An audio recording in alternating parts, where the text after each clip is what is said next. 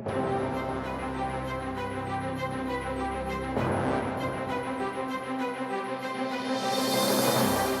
round 4 of the 2014 Sinquefield Cup, the strongest tournament in history, our leader Fabiano Caruana bravely and cleanly scored yet another win, this time against Levan Aronian. He now has 4 victories out of 4 games. Hikaru Nakamura needed a day to recover from his round 3 disaster, and he played to a draw against Maxime Vachier-Lagrave. World's #1 Magnus Carlsen and Veselin Topalov played in a game that saw Magnus choose some risky moves, but it ended in a tie as well. As we head into round 5, all attention is on Mr. Perfect, Fabiano Caruana, who has clearly become the man to beat. And that's just what Hikaru Nakamura hopes to do today. It's chess history in the making, and it all starts right now.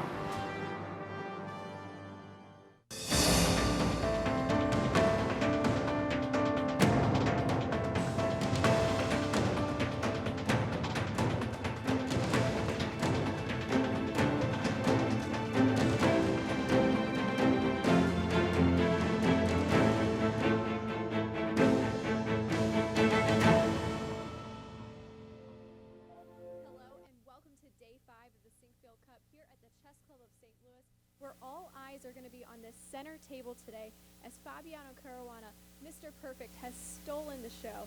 The fans are starting to file into the boardroom up here. I know this guy's ready for some chess. Are you ready? Yes. All right, so let's get the action started and go down to Jen, Yasser, and Maurice in the studio.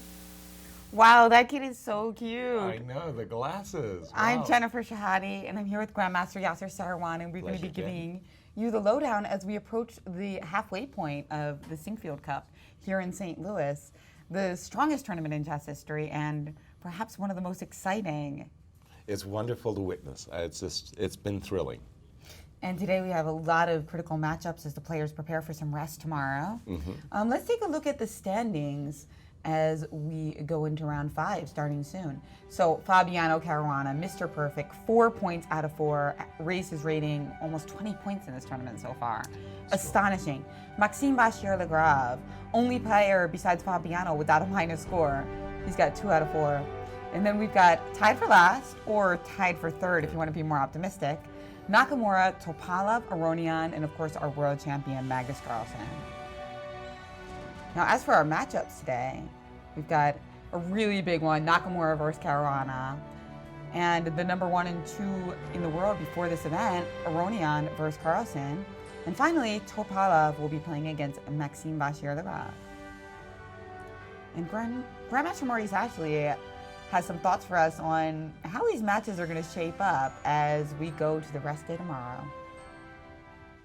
Well, Jen, it's not often that the #1 and 2 in the world players are ignored for a more marquee matchup, but that's what we have today. Fabulous Fabiano Caruana facing off against his nemesis, Hikaru Nakamura. That game, a critical game for the standings as Fabiano tries to run away from the field. Now the matchup between these two players, very good for Hikaru. He has a 3-0 score in decisive games. So with the white pieces today, he's going to look to extend that to 4-0 and bring Fabiano back down to earth. But this young man is playing scintillating chess, only 22 years old, now ranked #2 in the world in the live rankings. He's surging in an unbelievable fashion. His play has been electric. But Nakamura has said, well, if I'm going to play him, I'm just going to have to beat him. We're going to see if that will happen today at the Sinquefield Cup. Guys? And here we see the players getting ready to play their first moves. Any big predictions in the opening today? What do you think from Veselin? E4 or D4? Well, I'm struggling with that one. I'm struggling with all of the players in the opening, actually.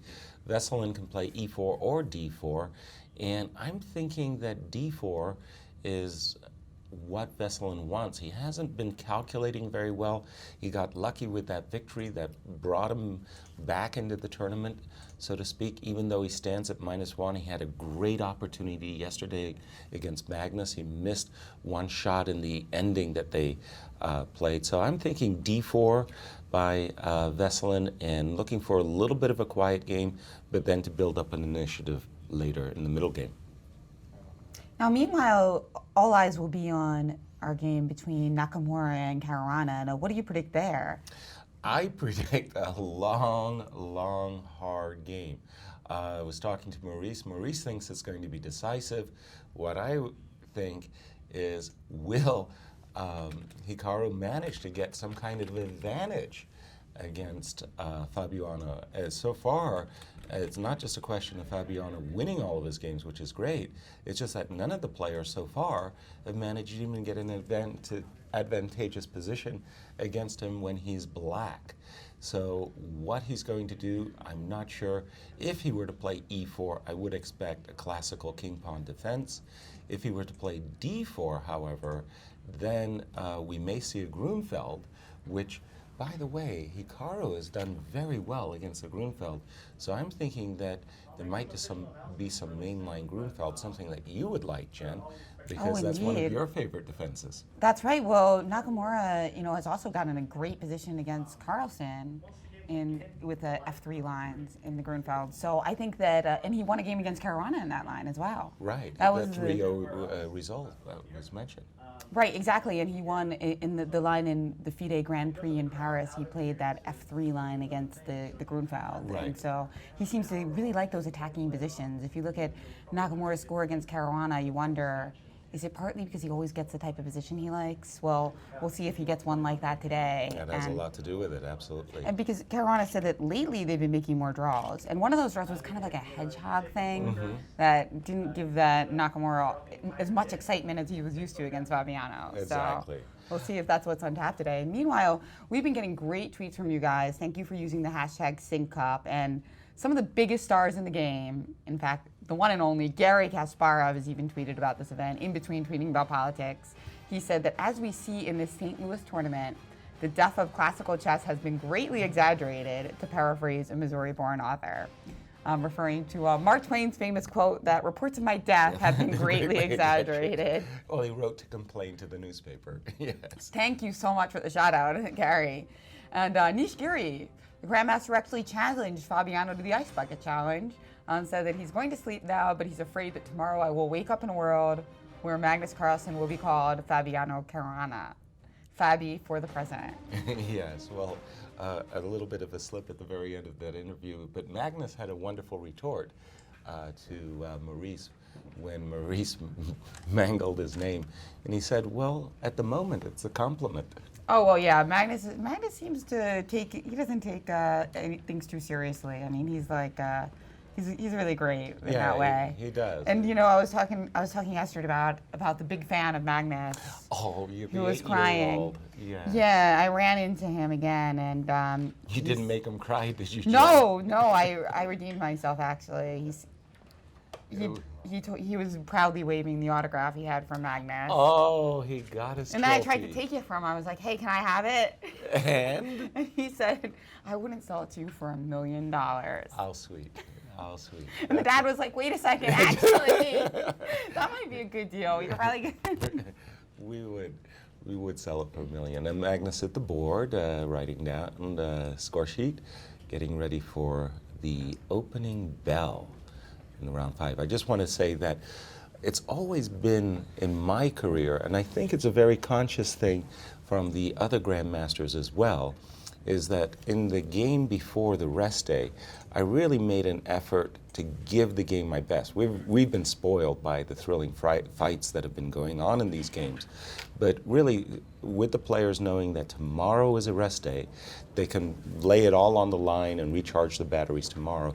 So I'm expecting even more fighting chess. That's right. today. Labor Day we've got tomorrow. You know, the last time these two played, Aronian and Carlsen, they just played in the Olympiad, and in that game, Aronian was also white, and he really pressed for quite a while. So Carlsen had to suffer a little bit before making a draw in that game. Exactly. And their individual matchups, by the way, they've had some fantastic fights. Remarkably enough, nine wins for Magnus Carlsen. And White has been winning an extraordinarily number of 10 of the 13 decisive games that they've played against each other were won by the White player. So that's huge for this round fight. That's right. And meanwhile, a game that I expect to be very interesting, even if it's not as critical for us, is the game between Topalov and NBL. And these guys have not played very many times before. In fact, just one classical game. Remarkable at that. These two very, very top grandmasters. It just goes to show how NBL has made incredible progress over the last 4 years, because Vesselin, as we know, has been in the world's top 5 for at least the last 10 years. And only to have played once, that's... Yes. How do you avoid playing each other is the question. And that was in the Olympiad, in fact, which is really hard to avoid, playing the top players from each country. And it was a D4 opening, King's Indian defense with G3. So we'll see if he switches up and plays E4 today against Vesselin. I'm going to go with E4. By Vesselin? Yes. Okay, I'm going to go for D4, D4, Oh, because D4. you said earlier you thought that Vesselin hasn't been calculating as well. Exactly. So you think we're going to see no E4s today? Well, Levon, of course, you know. So. Right. Levon would likely knight F3, D4, C4, but probably not C4, so I'm knight F3 or D4. So I'm expecting a lot of D4s today. Longer battles. Slow it down a bit at the start, but I do expect that by the time the middle game and time trouble starts approaching, all of these games, we're going to see locked battles across all 3 boards. Nakamura is going to play something aggressive against Fabiano. Yeah, and again, the question is, will he even be able to achieve an opening advantage? The young man with the glasses at the start of this, he is so photogenic, and he's taking photos. Look at him there. Bright blue, wow, that is, I want those. A fashion statement from the youngsters. No, a lot of these players are participating in a unique event tomorrow, which I think our international arbiter, Chris Bird, might be talking about. It's called Burning Boards. Right. And it's an exhibition by the artist Glenn Kino, in which the players will be playing chess against other artists, not the chess variety, Right. With burning candles as chess pieces. Right. So the idea is you have to checkmate your opponent before your candle... Extinguishes itself, yeah? Exactly. Kind of like another form of a chess clock, indeed. So here's the suspense, E4, D4. I think that's that is an E as an egg, E4. Really? Looks like we do have an E4 in the game between Topalov and MVL. You're wrong for the very first time in the broadcast, I don't believe Who would have it. thought? I think I've been wrong too often, actually. So Levon Aronian did open D4 and knight F6, and you're right, E4 by Vesselin Topalov, and it's a Sicilian by MVL is- MVL. yeah, So he's played the C5. Caro Khan earlier in the tournament, but now he's really going for it in this game. Instead, he's Right. playing the main line. I mean, so against Fabiano, he played the Caro. And Fabiano even said that he was expecting maybe more of an Idorf, and then he fortunately was able to use some brutal preparation against him. Right. Speaking of brutal preparation, Hikaru did open D4. I'm sure he was expecting a Grunfeld defense. Fabiano surprising his opponents yet again in the opening by choosing a Slav defense, C4, C6, Slav. And we do have an open Sicilian, a Najdorf, in the game of Vesselin Topalov, Maxime Legrave. We know that defense really is a great deal of theory, and so the outcome of that opening will be dependent upon who has prepared best. And once that ends, who calculates better? Exactly. And Magnus, his B7, B6, by the way, I moved to quite an intriguing little move. I'm trying to understand the subtleties as opposed to e7, e6. I don't get it for the moment, but okay, we're looking at a Queen's Indian, probably in that game, I should say.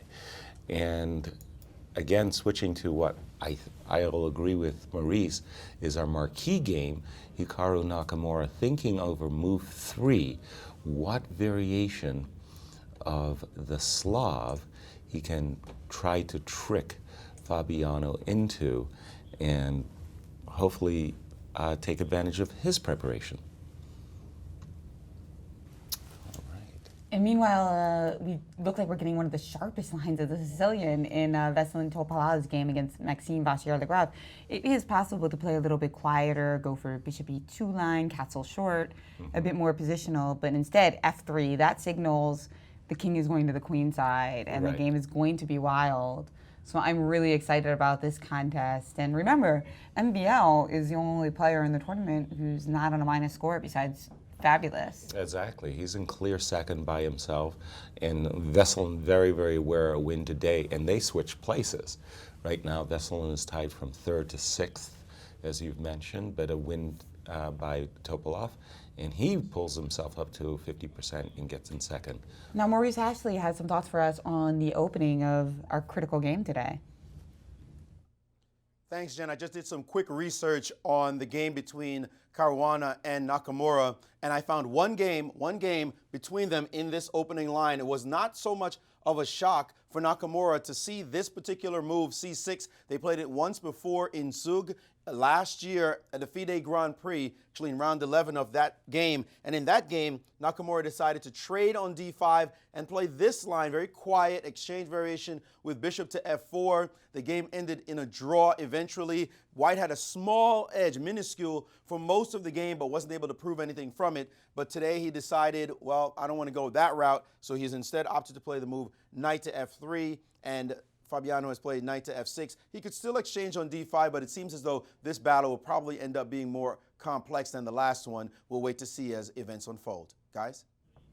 Exactly, and I'll just remind our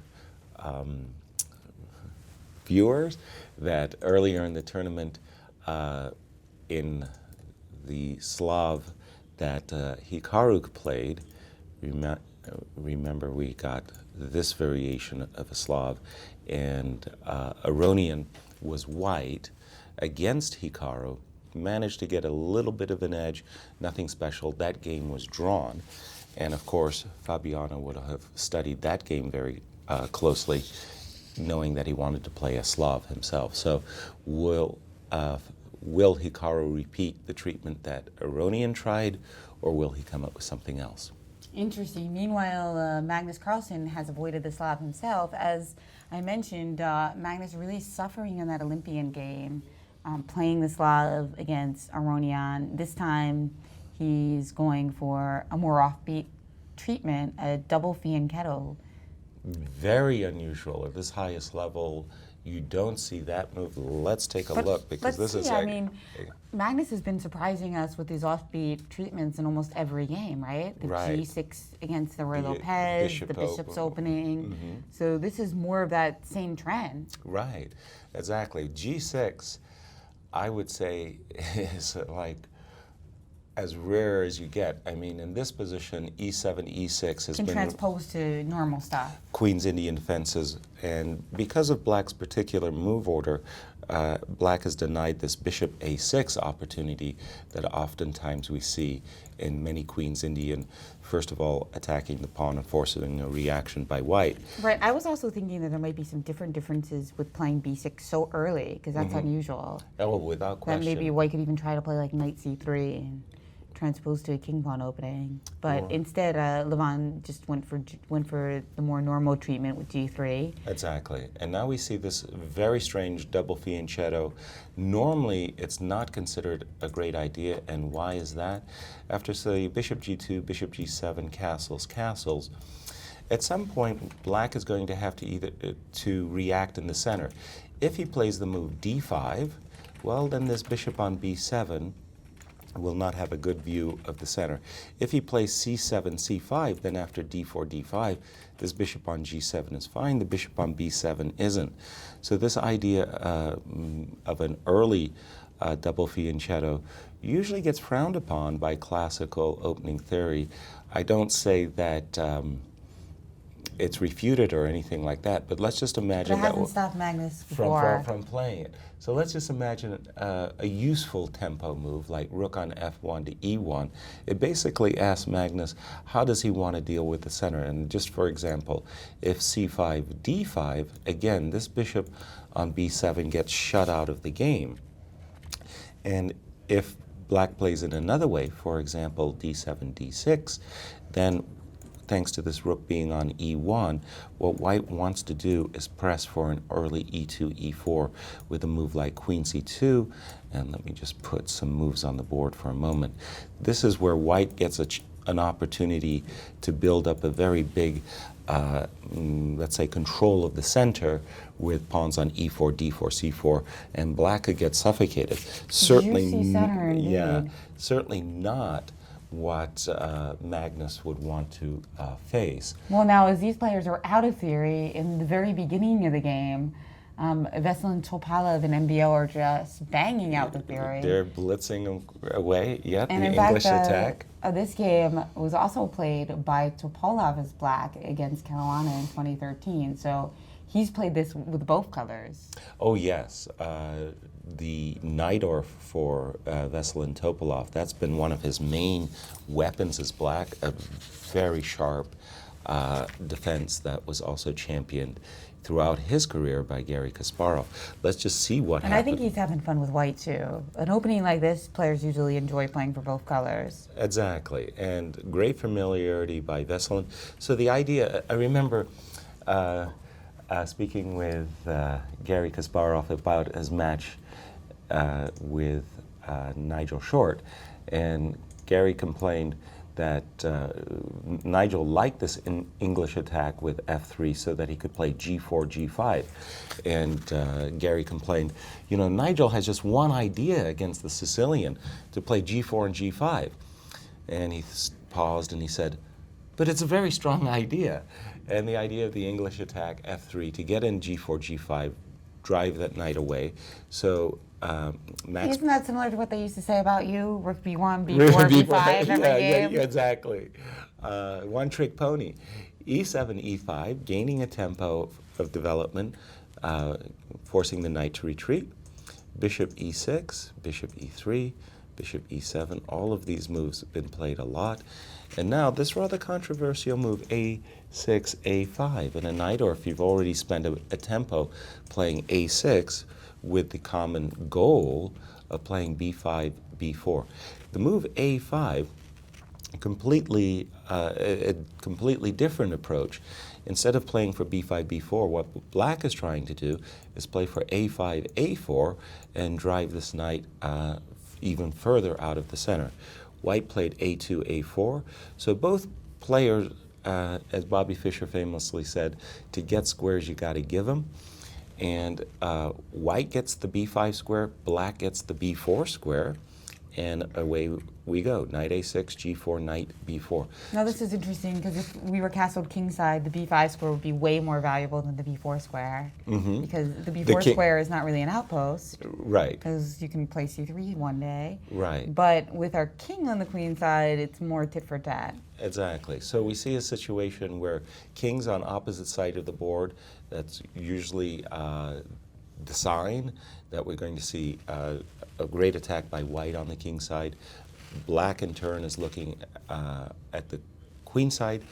By the way, one idea with this knight on b4, very important idea, to control the d5 square in order to make the move d6, d5 possible. Oh yeah, if I can play d5, then I'm smooth sailing in this line. Right. White takes out the tempo to play king b1, tucking his king a little bit further away on the queen side so that when the rook, which will come to the c-file, the king won't be vis-a-vis the rook opposed on the c-file. So king b1. And now we have to check always what happens if d5. Well, d5, exactly. And I think there's been a number of games that have actually gone d5, g5 with ideas of d5, d4. Takes, and a lot of theory in this.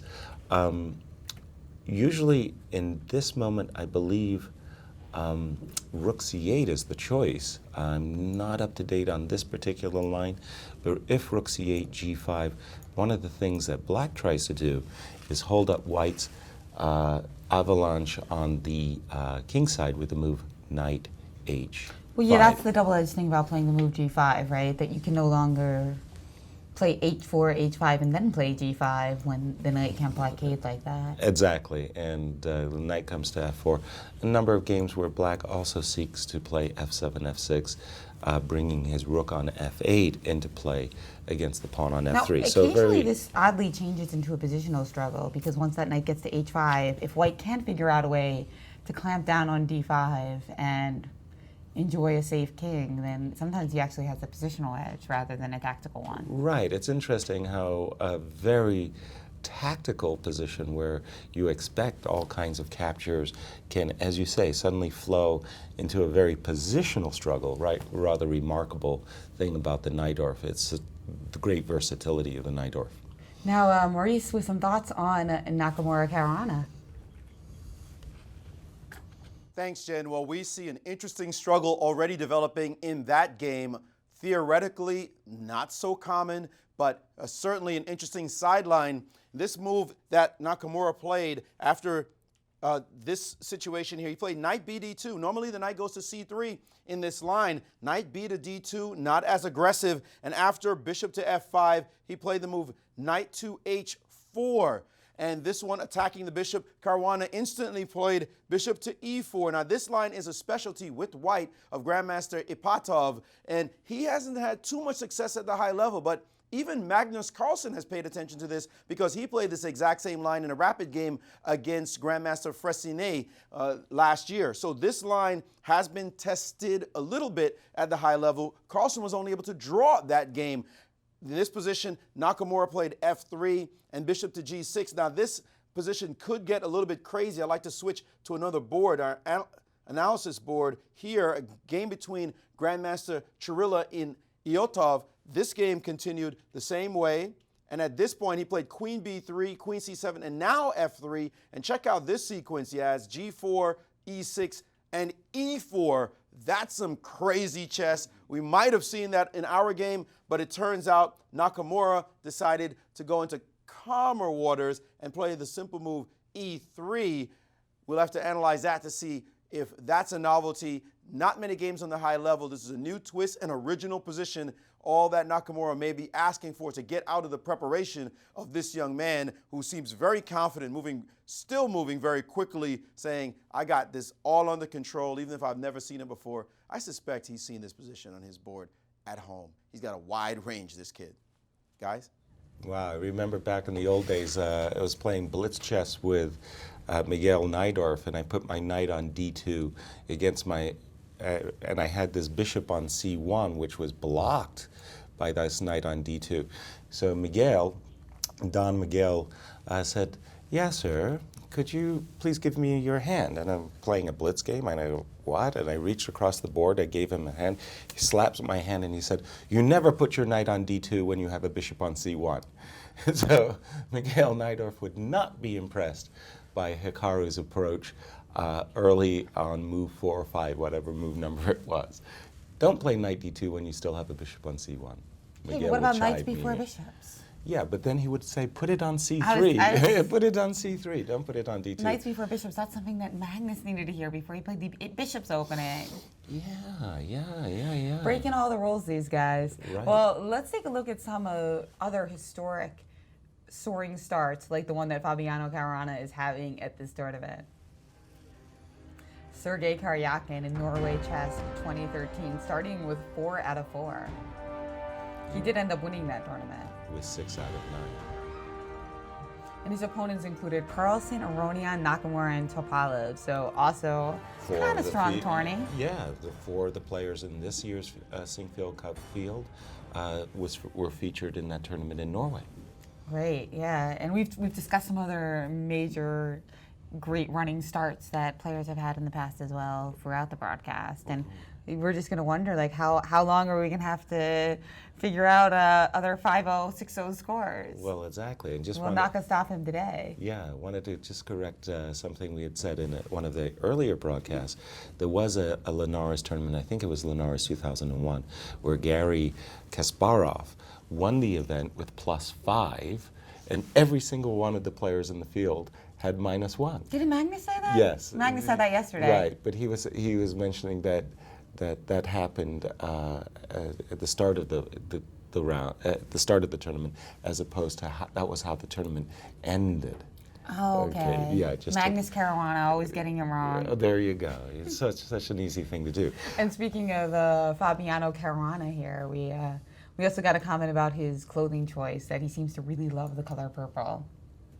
So shout out to people who notice things like that. Love it. That he loves the color purple, that he's wearing purple quite frequently. Maurice has a thought.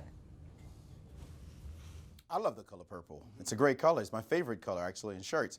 At any rate, off the fashion statement, let's talk about the opening position.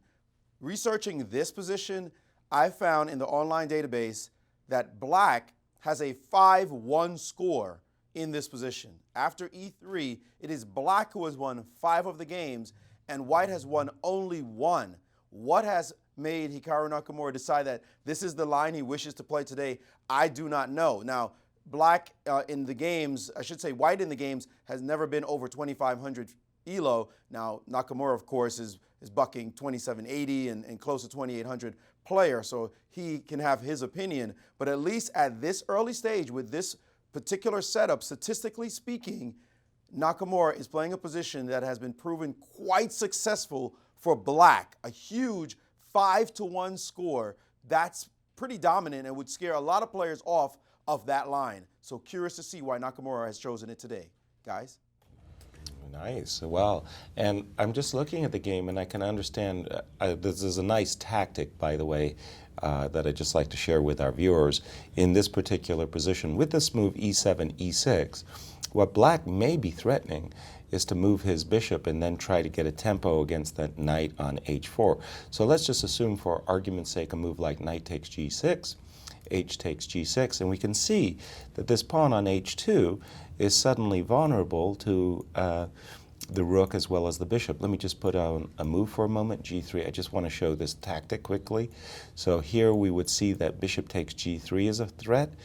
Bishop takes G3 check as a threat thanks to the pin on the H file. So imagine that White blundered with the move bishop G2, and bang! I thought you were going to play king F2. And then bang, winning 2 pawns. So early on, there are some traps in the position that White has to avoid. And I'm with Maurice. I don't see what it is that is attractive to Hikaru in this opening choice. Well, we'll keep a close eye on this game, of course. Meanwhile, we have an interview with Fabiano Caruana conducted before the tournament began, before he was 4-0. Okay. Was he confident?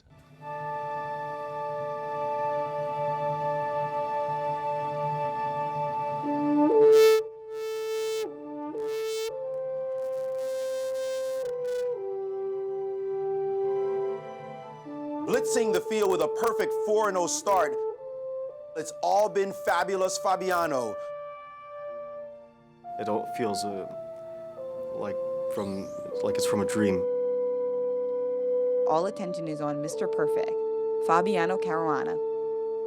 I'm not the youngest by much, but chess is still a young man's game. And as you can see, most of the top players in the world are part of the new generation. Magnus, me, and okay, Hikaru is also still quite young. I had some trouble with Hikaru. I lost, I think in 2013, I lost 3 games to him. Yeah, and there were some disasters for me. I lost in the opening against him. A very bad game for me. But everyone has a chance. I think I have my own chances. I'm ready to fight. Wow, everybody has a chance, indeed. And that was before he started his tournament. Right. So he was referring to everybody has a chance to win the Sinquefield Cup. But he also said that it feels like a dream. So I thought when he said that he was talking about as a result today. I think he's, yeah, I mean, just not, maybe that, yeah, But number it two had in the world, and yeah, absolutely. It was from a different question, but I'm sure he's on cloud nine, and it does feel like a dream to go 4-0 in a field like this. But keeping focused, he's probably going to feel more in that dream state when he gets, 36 hours off starting tonight, right? Exactly. Except for having to play a tricky artist in a burning chess game. Right. Other than that, he'll be able to chill a little bit. Exactly, and that will just be a fun artistic evening. After, by the way, the move e7, e6, Hikaru going into a bit of a tank, thinking what type of middle game it is that he's going to try to achieve. And he doesn't seem that pleased. I'd just like to move on to the game between Levon Aronian and Magnus Carlsen. As we mentioned, these two players started the tournament as world's number 1 and number 2. We know in the live rating that has changed. And let's see how that game unfolded. Pretty much as I expected, by the way. Levon Aronian did play the move rook e1. It's a cagey waiting move, and it asks Black to make a commitment in the center, which Magnus did. He played the move e7, e6, now knight c3. And as I previously mentioned, if White is allowed to play the move e2, e4, and build up a massive presence in the center, Black is just going to get squashed.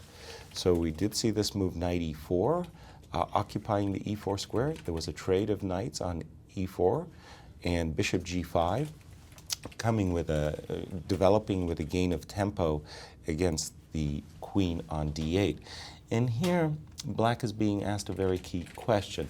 If he plays the highly desirable move f7, f6, attacking the bishop, blocking the threat of attack, the bishop drops back to f4, then this bishop on g7, its view in the middle of the board has been blocked by the f7, f6 pawn. So more or less, Black is going to be obliged to play a move like f6, f5 in the near future, and then after, for example, queen d1 to d2, setting up for ideas like bishop h6.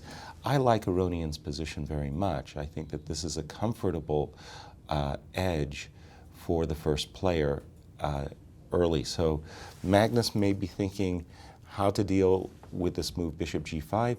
He may be considering ideas like queen b.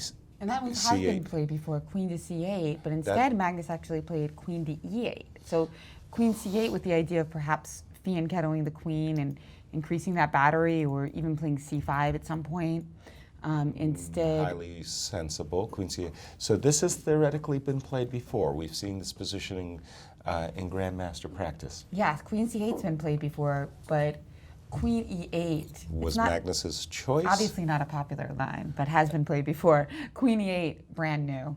All right, so subtle differences here. What Still, seems less logical, doesn't it? But It trying does. to play maybe for an e5 break at some point rather than a c5 break. What do you think of this move? Well, I'm thinking that what Magnus is hoping to achieve is that the queen will be well placed in the center, that a jury is out on that verdict. After the natural move, queen d2, knight c6, with ideas of pressuring this pawn on d4. Let me just put out a few moves. Here, at least, the queen on e8 has a logic. After the move knight d4, for argument's sake, knight takes d4, queen takes d4. Now the queen's in the center of the board, and by the way, on a very nice diagonal. By not having played the move f6, this is basically a dream position that Black might be able to achieve. Well, it's still not that clear because the pawn on c7 is weak. There's a bishop you can play f4. bishop f4, but at the moment, Bishop f4 opportunity. So we might have to sneak in bishop takes g2 at some point in that line, so that at the end. Exactly. You want to sneak in maybe like right here. here. Okay, but now this was why that move rook on f1 might end up being useful. There's no tempo. No, I don't. Well, I'm looking at a knight takes g6 type of tactic. Probably, well, I don't know. Maybe I can get away, or knight takes d7. Yeah, knight takes d7. Sure. I can win a pawn. So still some issues for Magnus to solve, and we have a special guest. That's right. In We've our got studio. Grandmaster Ben Feingold, who's doing the live commentary right next door at Lester's, and I'm sure Lester's is hopping today because it's a Sunday before Labor Day. Exactly. So lots of people, all ages and from all over the country over there. Thanks for joining us. And Feingold, he is with Maurice Ashley. Thanks, Jen, with Grandmaster Ben Feingold. Ben, we've been having fun with this tournament. How have you been feeling with Fabiano 4-0, amazing chess that he's playing? Yeah, we're getting a lot of questions over at Lester's about, I'm always asking the audience, being a little silly sometimes, you know me, who thinks he'll go 10-0, who thinks he'll win today, is Nakamura going to stop him?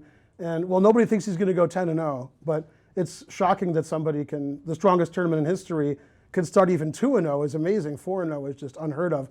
And what we're doing now is we're sort of following you guys. We're trying to find people who started tournaments out 3-0, 4-0, 5-0, and see how they've done. And well, the last one we could find like this was when Shirov in 2010 was 5-0 in Vaikanze, but then, I mean, didn't finish well. So can Fabiano keep it up? He's just playing great, and we're all amazed. It's amazing. It really is. Do you see this composure being new for him? Do you think this is clear that this guy's on the rise to challenging Magnus as the world's #1 player? I mean, it seems like it. I always thought he was composed like this, but I mean, computer-like chess, when he gets a winning position, always plays the most accurate way, and always seems really calm and composed. And some of the other players are a little more expressive. We see Magnus with his head on the table, and we see Hikaru with his usual, shaking of his head or being unsure of what's going on. And some players getting in time trouble, but not Fabiano. He always seems cool, calm, and collected.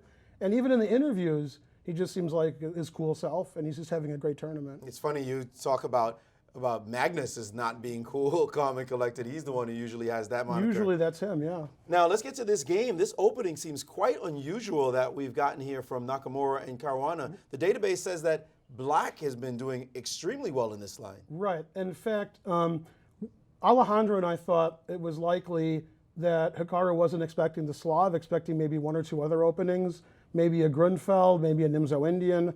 And so maybe Hikaru thought, okay, I've been looking at knight BD2 for a while and I haven't played it yet, and now we're going to surprise our opponent.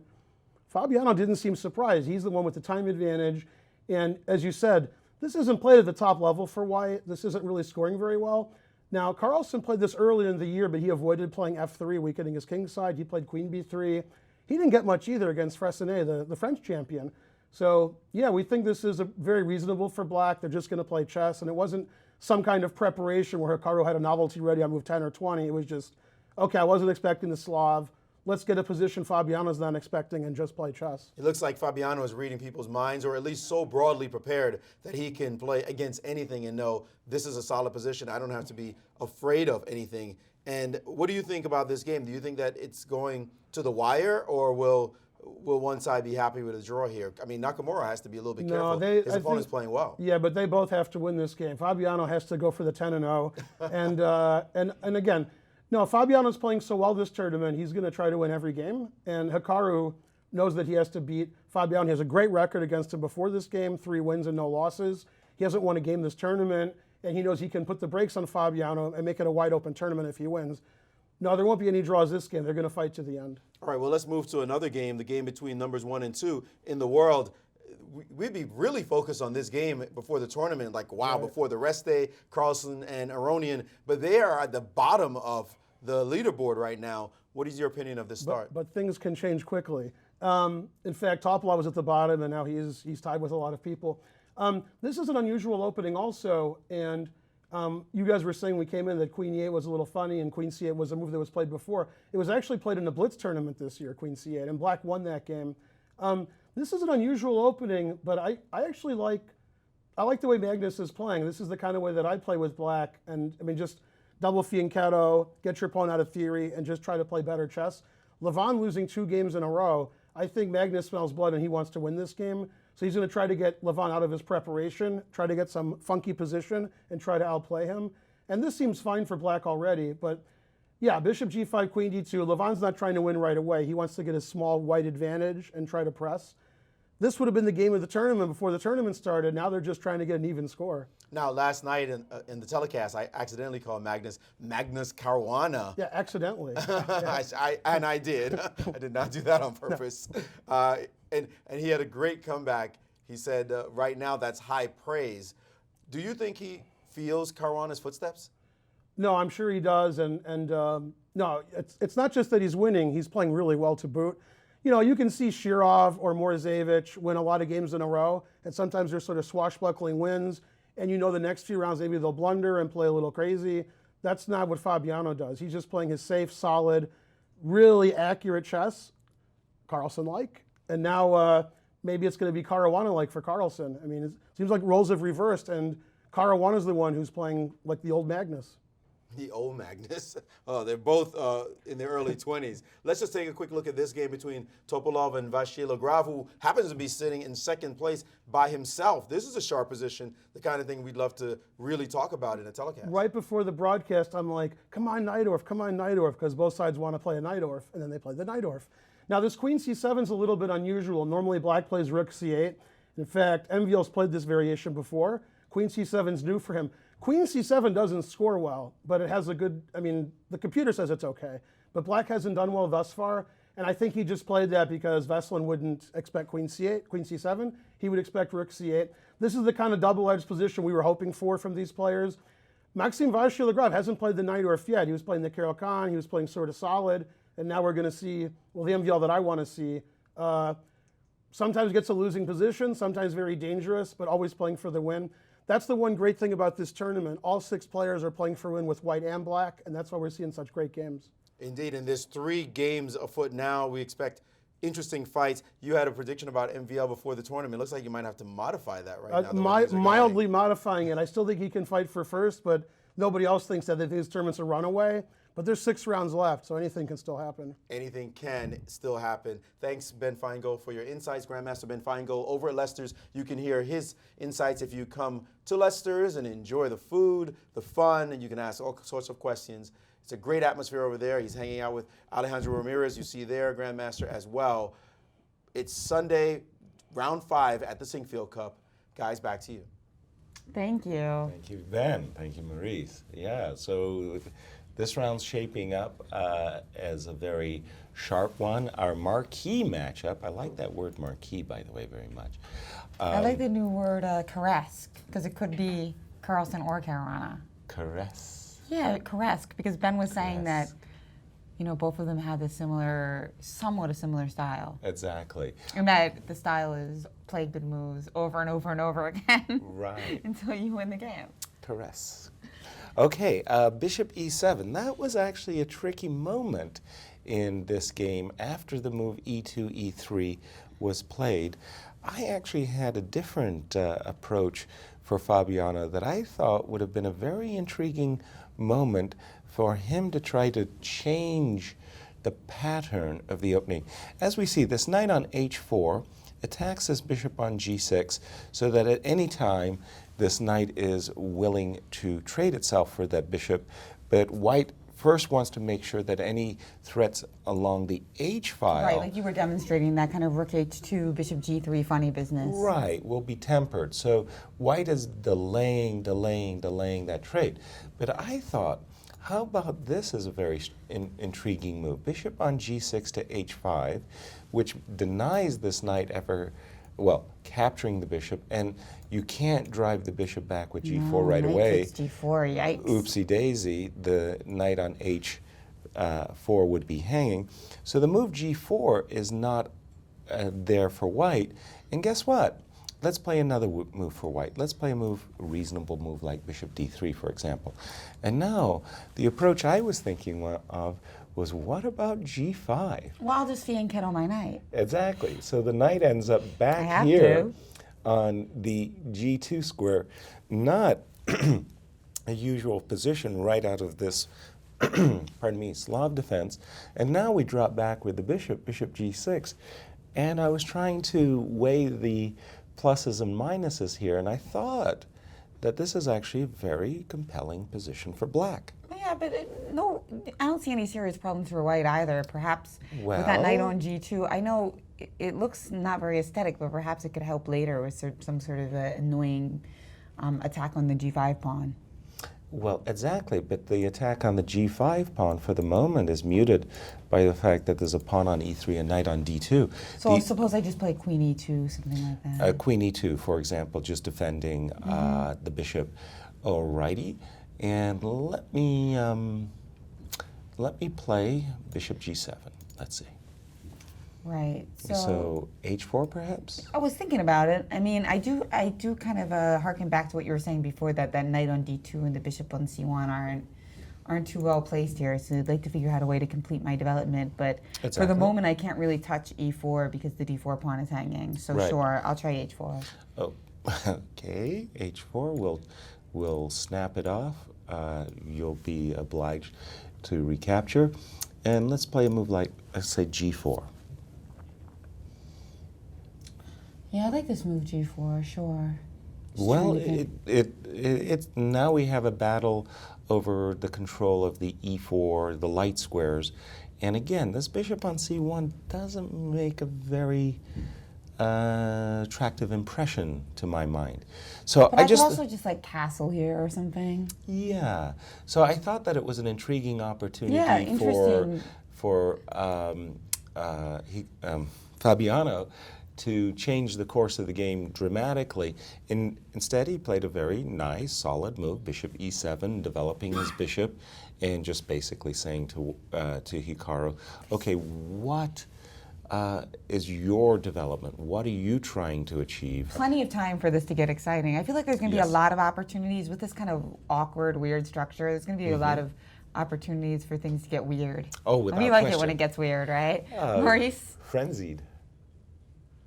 Well, talk about weird structure. Actually, if you look at the position, it's not black's structure that's weird. Black's got a simple, solid position. It's white's position that makes you give pause. What are these pawns doing exactly? This snake-like formation, it looks odd. The way the bishops are sitting back on the back row still. Certainly, black is playing very classically, very logically. But Yaz, I get the feeling that if we were playing against someone way down on the rating scale, we might think, you know what, I'm going to punish you for the way you're playing. Forget about solid play. It looks like black's just fine. And in fact, the computer's arguing black is so good that maybe you should even try the move c5 and just challenge the structure right away. Just try to break all this down and make these pawns look ridiculous. You can follow it knight c6. Any exchange will bring your bishop into the game. And attacking on the dark squares will be a good plan if white trades this knight for this bishop. We know once you trade a knight for a light square bishop, then you lose a knight that could defend the dark squares, and black could start to impress those dark squares, press his pieces on the dark squares. So c5, a very aggressive move. In fact, even here, the way Fabiano played with bishop to e7, the computer's arguing any next move you play, I want to play c5. So c5 looks like a very strong plan for black, aggressive, just taking over the initiative right away. And we can suspect that this move will be played. If Nakamura plays a couple of quiet moves and black gets the castle, you're going to see this move c5 start to feature into the position as black looks to expand and say to white, what have you been doing all this time? Guys? Love it. I love this idea of c5 because too. it really takes everything that we were talking about, the weakness of f3, the kind of awkwardness of the knight on d2 in front of bishop c1, and it addresses all of it at the same time. So I would love to see Caruana crack this position open. Not that I'm not a Nakamura fan, I am, but it'll make the game fun, that's for sure. A lot of people are chiming in with their predictions today at the hashtag SyncCup, and it seems like we've got a lot of love for Fabiano. People are predicting a 5th victory for him in this game. Wow. One person, Gordon Baker, says that when Nakamura is pondering a move, his facial expressions are over the top. I kind of like it. I think it's fun for us, you know, as viewers at home, and even for me as a commentator. I love to see the cameras on Nakamura and just kind of puzzle whether he likes his position or not, because sometimes you really can't tell. Like, he could be pulling a face when he's totally winning, or he could be pulling a face when he doesn't like his position. True. So it's like he has a poker face, just not the one that you would expect.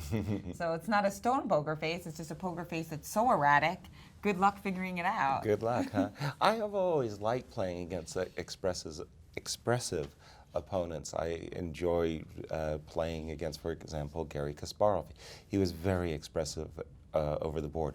Viktor Korchnoi as well as two who really stand out in my practice. The guys I hated playing against were Anatoly Karpov, Alexander Beloyevsky, Dr. John Nunn. They were poker-faced at the board, and you could never read their expressions, whether they were, you know, 2 rooks ahead or 2 rooks behind. They had this wonderful stoic expressions on their faces, and I liked the expressive guys because then I felt that they were revealing themselves, their anxieties and so on. Anatoly Karpov was just terrible, Mr. Poker Face himself. Well, in this tournament, we've got a number of expressive faces. Obviously, Nakamura ranks #1, but Topalov as well. It was pretty funny. There was a photo that was posted and tweeted by Tarjei Svensson. Where his eyes where his burst eyes open at the popped end. open when Magnus presumably told him about that rook to c5 move. Right, that would have exactly. given him some serious winning chances. So Topalov, very expressive, and even Magnus. Magnus even isn't completely poker faced. He kind of moves around and makes some interesting facial expressions as well. Yeah, but and then, by and large, he's the California cool, laid back. I mean, True. remember in the early days, he used to be well reclined in his chair. oh yeah, he spreads out. He's Yeah. just like very chill body language, absolutely. Exactly. By the way, just mentioning Magnus and Levon Aronian, it doesn't. This bishop on e4 is really kind of annoying at the moment for Levon. I think we're going to just go back a few moves. Just a second. Hold on. I'll get my game board on here for a moment. Let's just see what I can do. We got this position, Queen d2.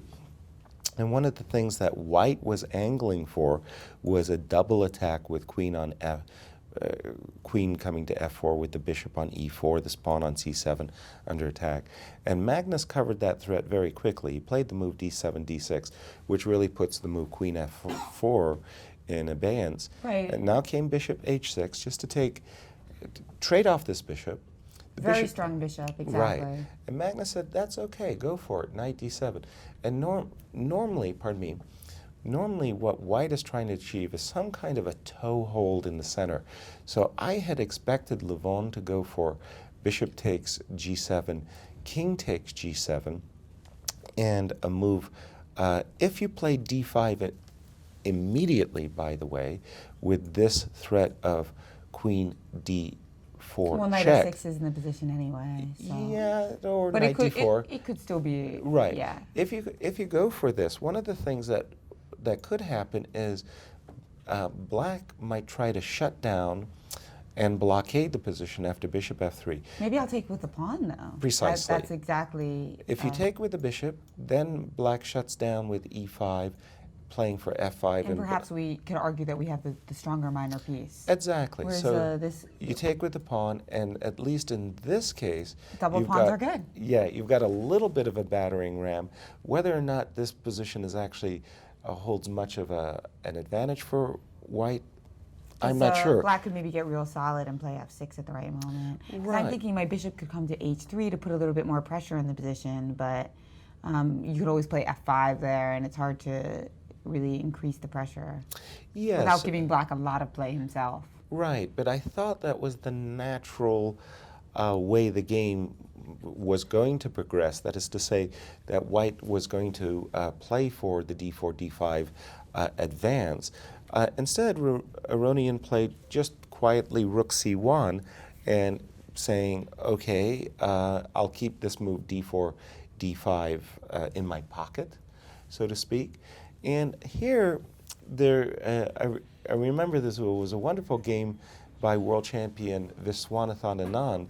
In such a position, Vishy actually did an interesting maneuver. He played for c6, which is a big surprise, followed by d5, and tried to set up a different type of blockade. So different fortress motifs, either on the one hand with e5 or even on the one hand with d5. So a lot of flexibility still in Magnus's position. You're liking it a little bit more than before, huh? I do. I think that Magnus' position is quite acceptable.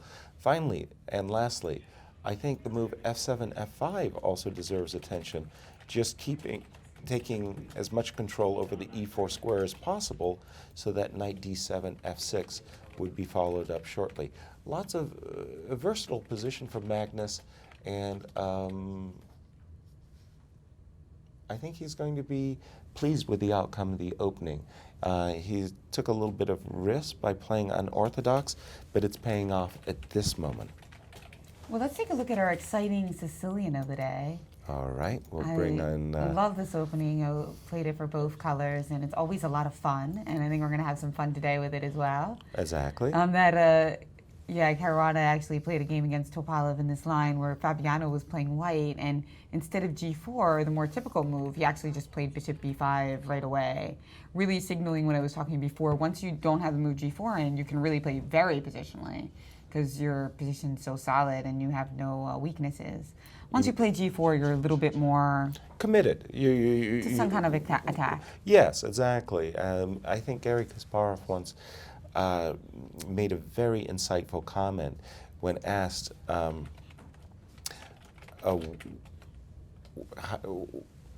what moves prepare attacks, and he says by the pawns.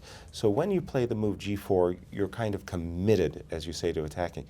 In this position, do you mean to say bishop b5 was the choice, not playing, or playing of our king tournament b1? leader, of our fabulous, to play bishop b5 here immediately. I see. So what we have seen, however, is g4, like Gary would say, White's making a demonstration on the king side. King b1, queen c7, g5, knight h5, and here bishop b5 was played, and Max to play, and he's been in a tank. At the moment, Veselin has only used Veselin has 1 hour and 20 minutes on his clock, if I'm reading it right, to 1:06. So Max thinking about what to do. And this game was this exact position recently occurred in a game, just a blitz game, but still, between Hao Yifan. Women's world champion, an extraordinary player, strongest women's player since Judith Polgar. That's right, Judith Polgar recently having announced her retirement, but finally there's somebody who, really could... crept closer to her. There was such a big gap, and now Hao Yifan really demonstrating that, she's catching up. It's great to see somebody who could really just jump in some of those super tournaments like Judith used to. Exactly. And she did win that game, and that was against a Grandmaster Maurice Ashley in the Mindsport games. And how did it continue after bishop? Well, rook a to c8 was played in this position. And do we have a few more games? And then Hao Yifan played queen to f2, and knight f4 was played here. So the move queen f2. Actually, I think Grandmaster Maurice Ashley has that game for us, and he'll give us a little bit more insight into how this rising female star played this position. Okay. This position was played, as you mentioned, Jen, by Hao Yifan. But the more critical thing to note is, why is Vachier Lagrave in this position at all? White has won 6 times in this position out of 8 games played in the database. Black has won 0. So what's the attraction to this position by Black? Why is Vachier Lagrave in this line? He could have played more standard chess with knight bd7 instead of the move a5 that he tried, but he tried this way of playing. In this game between Hao Yifan and Maurice Ashley, well, I don't expect this kind of barn burner to happen today. The move queen rook c8, as you mentioned, Yaz, and that is exactly what was played just now by MVL. And after knight f4, h4, White getting aggressive, and d5. Imagine that kind of breakout move. Well, the young lady handled herself quite well after captures here. And now bishop f5, the point behind the d5 break to get some pressure on the c2 pawn. And after rook to d2, bishop to d6, knight to d4, and then bishop to c5.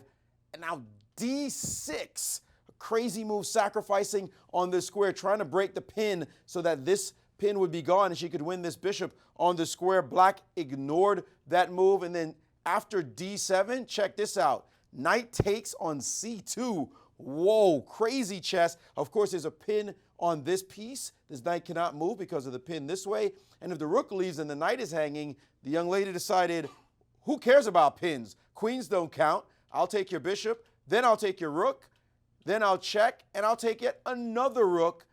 And now this knight is hanging as well, so she picked up a whole lot of pieces for her sacrifice. Well, I don't expect that's going to happen today in this game. That was, of course, a blitz game, but I'm still curious as to why MVL decided to go for this line with white having such an overwhelming advantage in results. 6 wins out of 8 games. That seems like you would be avoiding that variation, but now he has played rook c8, and Topalov himself is wondering, well, I'm supposed to be good here. What should I do next? Well, Maurice Ashley, we should mention, is also a grandmaster from France, so part of MVL's team. So that's an interesting point there as well.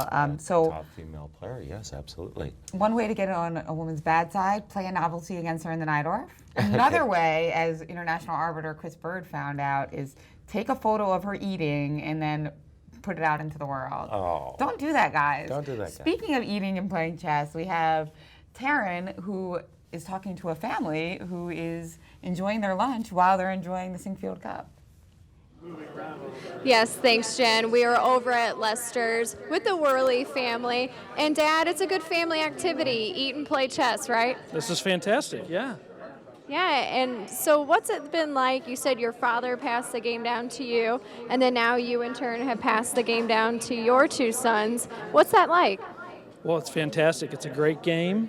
Not so much fun when they start to beat you, but yeah, it's fun. It's great. Good activity, good form mentally, keeps them sharp. And Connor, you are a member at the Chess Club of St. Louis. So what's it like to see an event like this come to your chess club? It's incredible to see all these amazing players in one spot at one time. It's like a dream come true. It's pretty cool. So do you have an analysis for me? How do you think this is going to go down? Well, Fabiano's been playing amazingly so far, so it looks like he might win. But there's a lot of tournament to go. As you know, speaking of winning, who's winning right now, you or Grandpa? It's pretty early. It's hard to tell. Well, I've got bet on this guy, so we'll see what happens. Let's go back down to the studio with Jen and Yasser. Thanks, Taryn. Wow, it looks lively over there, Lester's. Love it. Love it. I like the sportsmanship that the kid was showing too. I think he was crushing Grandpa and trying to be nice. Oh, really? Oh, Yeah. boy. Speaking of which, Sync Up hashtag. Somebody wrote in, how does Fabiano's demeanor and sportsmanship after a loss compare to great champs of the past? It seems that he's always cool, win or lose. Well, we haven't seen him lose here. Yeah, hard to make a comparison, right? But yeah, he seems like really, I mean, just a model of sportsmanship. But really, he doesn't like to say anything bad about anyone. Yeah, but let me just point out something. Even Anatoly Karpov, who was always Mr. Cool, Mr. Poker Face, he hated losing. He may have made all the right noises that his opponent played well and he'll try to do better next time and everything like that. But internally, he was seething, and I always thought that he had remarkable self-control. All of those world champions, maybe with the exception of Gary. When Gary lost, there was no happiness whatsoever. There was no doubt about it that he was an unhappy camper. I just got this game again up on my screen between Vesel and Topalov and Maxine. I did very much like the move that Hu Yifan introduced. The idea of Queen F2 is very straightforward. You want to play Bishop B6, and you want to end up capturing this pawn on A5, which knocks the legs out of the knight on C6. So Queen F2 looked very compelling, but I do believe that Rook G1 was actually Vesel and Topalov's choice. And this is a cagey choice as well. One of the things that Black often looks forward to in this defense is either by playing the move F7, F6, or F7, F5 to get that rook on F8 into the game. Right, because that can perform not only some aggressive duty against the F3 pawn, but even more importantly, some defensive duties. Exactly. And the whole idea behind this move, Rook H1, is to discourage Black from moving his F pawn, because then it opens up the G file. Maxine didn't listen to you. He just played F5. Anyway. Anyway, yeah. Okay. So the move Rook G1 was meant as a challenge to stop this move F7, F5. Maxine was having none of it. He jumped ahead and played f5. Well, the consequence of rook g1 is clear. You want to play g5 takes f6 en passant. One of the most difficult rules in chess is the en passant rule. I had trouble with that as I started playing chess. Well, how did you finally get it?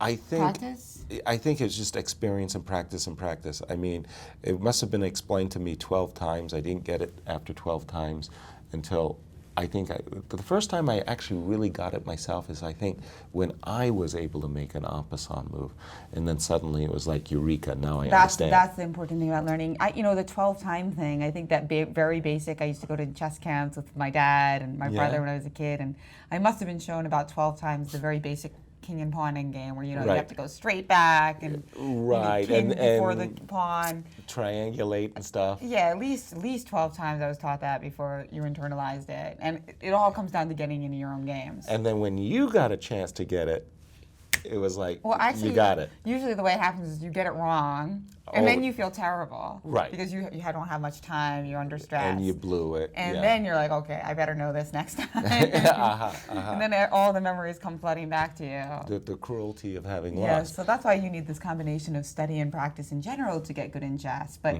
shout out to the en passant rule, because if it wasn't for the en passant rule, chess would be so much more static. Exactly. It wouldn't have that dynamism. Yeah. Even though it only happens one out of every few games. Right. It doesn't happen every game. You could block it. So we're expecting... So you're expecting to take, because otherwise the position would be too blocked, and that would limit White's attacking chances. Exactly. So I'm thinking that if White plays g5 takes f6, if you recapture with the knight, well, again, you've just helped White by opening up the g-file and encouraging ideas of bishop h6, even potentially f4.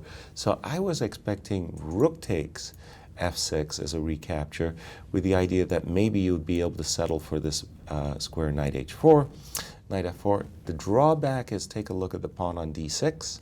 It has only one defender, the bishop on e7. So bishop g5, this is a rather forcing line. Rook takes f3, if you follow where I'm going here. Bishop takes, queen takes, and I was trying to make heads or tails out of this variation. Look very forcing, lots and lots of captures. You might think that black is okay, although I'm not really too sure that's the case, because this knight on b3 is threatening the pawn on a5. If you trade, sorry to go through a very complex line. Again, it looks okay for black, except when you start to realize this bishop on c4 check could be a monster bishop. That could be a monster bishop. Usually Sicilian in games are kind of nice for black, but you've kind of succeeded in trading off pawns that were going to be your weaknesses anyway. Yeah. But you know what they say, long variation, wrong variation. True that. You know what interests me is that rook ac8, 24 minutes by Maxime, f5, 34 seconds. So he must have been expecting rook on h1. Maurice, what do you think about this, these opening subtleties here? Well, I'm pretty surprised at the way black is playing this game. It looked like he's just waved a red flag in front of a bull as far as Topalov is concerned. I just pointed my rook at your king, and you just invited me to open up a file. Well, taking on f6 is thematic, but he also has an option here that you guys might find interesting. He could also play g6, which looks like it's shutting down the position, but you can't keep the position closed with h6, because all of a sudden, bang, bishop takes on h6 is playable, and taking here would run into queen takes on h6 with threats hovering around the king. Very difficult for black to defend this position with his knight under attack, this pawn going down the board, eventually to g7, a very sharp position there. So g6 is playable and will be thought about by Vasilian in this position. Black could play f4, though, and try to shut the position down. And after this capture, he could even leave that pawn alone just to hide and force his bishop back to f2, repurpose his knight back into the game. And this could lead to a very turgid position. So an interesting line, f5 by white. Another option, by black, I mean, another option as well after the move f5 is the move knight to d5, going ultra positional, attacking in the center, ignoring this kind of wing demonstration. And knight to d5 hits the queen, hits the bishop, hits this pawn on a5, willingly giving away the c2 pawn so that he can get an attack coming down the center and picking off some of the weaknesses in black's position, particularly with this knight on the sideline. So multiple opportunities here for white, not just one standard move. We'll see what Topalov chooses as a way to assault black's position. Guys? Nice. The alternatives there being offered by Maurice, knight d6, g6. I was focused on g5 takes f6, but I do recognize that g5, g6, very legitimate way of opening up the position against Maxim's king as well. So good alternatives to be considered. I did think that g5 takes f6 was only, and it does look like he has exercised the en passant rule. he has indeed. So g5 takes f6. I did look at this move, knight takes f6, but I thought, well, that you're just being too helpful, and so the alternative, a long forcing sequence of moves, captures I should say, was, oops, not that move, I'll get it right.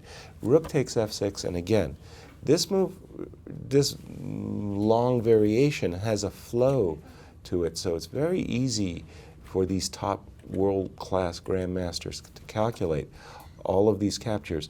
Now, if you don't play bishop takes b3, you also have to be a little bit aware of this move bishop b5 to e2 retreating, and look at these pieces, rook on f3 and knight on h5 also under attack. That was why I played bishop b3, but I think that at the end of the day, my judgment here is that I would prefer to play white. Despite the double pawns on the queen side, this rook on d6 is extremely strong. It could threaten to go to d7. This bishop c4 especially is very attractive. Maxime must have agreed with you, because he actually did not take with the rook, allowing that forcing line. Instead, he has captured with the knight. So Right. even though that knight had a stronghold on f4, deciding to capture with that piece to avoid the This forcing line. Variation. Okay. So yeah, meanwhile, we are going to go out to break, and we have a puzzle darn. by Veselin Topalov, actually, and he is featured He's- in a win against Garry Kasparov. Oh, So okay. see if you can play like Topalov and Defeat. take out Garry Kasparov, who spoke so lovingly of our tournament earlier in the broadcast, so that's what he gets. Okay. We feature a loss.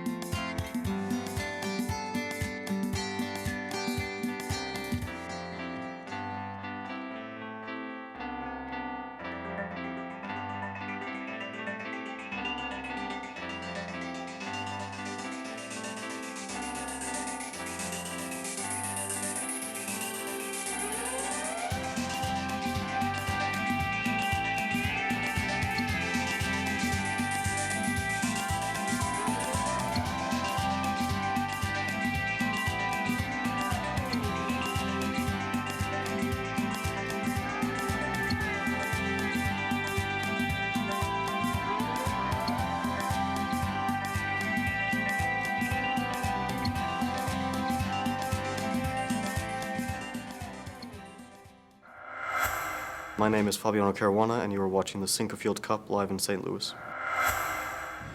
Hello and welcome back to the 2014 Sinquefield Cup. We just saw Fabiano Caruana, who is leading this tournament. Meanwhile, another player in the tournament, Veselin Topalov, has a very exciting position, and we were just solving on break a win of his by none other than Gary Kasparov, and he didn't lose that many games. No, he did Maurice, not. how did Veselin do the honors? Well, he played a scintillating finish. However, he actually played the second best move in the position. Kind of sucks when you can go to the computer and show that you should have played a little bit more refined fashion. Well, here he played the move knight to d4. In fact, here he should have played the check first. It was the same idea, but it gives white more options or a tighter window, and then play knight to d4, and this would have been a cleaner win, so to speak. However, his move is definitely sufficient. If you found this, then you are right. The main idea is knight d4, and that is what he played in the position, knight to d4. The point is to deflect this bishop from the b8 square, so this capture on d4 is not possible, because now you would play check, and after king over, it would be checkmate. So that is the point of the solution. Instead, Gary here played, that is Gary Kasparov, played the move rook to e3 check, and after king f1, he played rook to e4. That didn't change anything. Now with the knight included in the attack, it was a very easy victory after rook f e7 check. The king has to go to d8 because monster discoveries await the king going on this square. So king to d8, and now knight to c6 check, and it's just a swarm of pieces. Kasparov resigned here because after this move, king to c8, then simply knight to a7 check. That's all he needed, would be an extra piece, and then that would be a nasty mate. So the main idea, knight to d4, whether with knight to d4 first or with rook f e7 included, shows the kind of attacking player Topalov was at one point, the world champion. He was such a tremendous player, and he managed to defeat a guy like Kasparov, and now a terror he's hoping here in this tournament, looking to defeat Maxime Vachier-Lagrave. Guys? That's right, Maurice. Well, remember also that one of Gary Kasparov's most famous victories was against Veselin Topalov. Oh, the Pearl of Vaikonze. Still, there's a Hall of Fame for, World Chess Hall of Fame for great victories. That would have its own portrait, so to speak. It would be framed in World Chess Games Hall of Fame. Speaking of checkmate, checkmate alert, that's Veselin Topalov with his last move against Max. We saw this position, knight takes f6. We were saying, look, we have an open g-file. And normally you don't see these types of direct, brutal mating threats in the top grandmasters. They usually make some moves, preparatory moves, I mean to say. So a preparatory move, if you wanted to play bishop h6, we're channeling with you there because our goal is to capture this pawn on g7. Well, Veselin played a surprise move to my eyes, queen g2, with the direct threat of queen takes g7 check and mate, and it's up to black to decide how he wants to defend that threat. For example, he has two main options, I would say. The first being rook on f8 to f7, defending the pawn on g7, as well as knight h5, going back to where you just came from, defending the pawn on g7 with mate. Defending the pawn on g7 to prevent mate.